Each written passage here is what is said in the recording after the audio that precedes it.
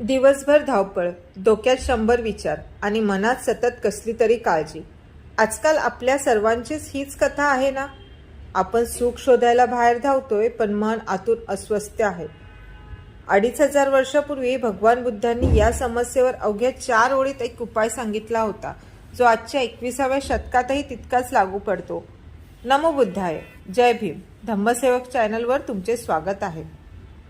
धम्मपदातील एक प्रसिद्ध गाथा आहे. सब्ब पापस्य अकरं कुललस्य उपसंपदा सचित्त पर्योदपम एतम बुद्धान शासनम. ऐकायला ही गाथा खूपच धार्मिक वाटते, पण हिचा अर्थ अत्यंत व्यावहारिक आहे.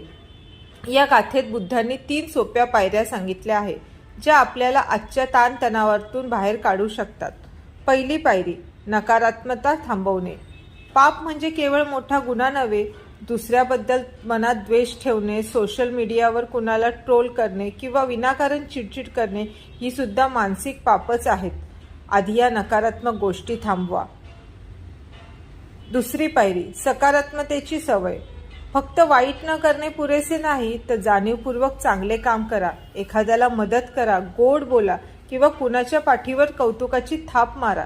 त्यामुळे तुमच्या शरीरात आनंद निर्माण करणारे हार्मोन्स तयार होतात. तिसरी पायरी, मनाचे डिटॉक्सिफिकेशन.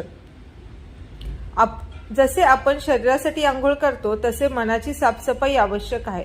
रोज 10 मिनिटे शांत बसा, स्वतःच्या श्वासावर लक्ष केंद्रित करा आणि मन स्वच्छ करा. मित्र हो, बुद्ध धर्म हा पूजा अर्चा करण्याचा विषय नसून आचरणात आणण्याचा विचार आहे. आजपासूनच या 3 गोष्टींवर काम करायला सुरुवात करा आणि फरक स्वतः अनुभवून पहा.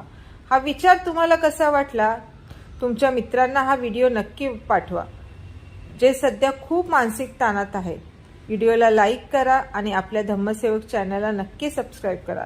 भवतु सब्ब मंगलम. जय भीम. नमो बुद्धाय.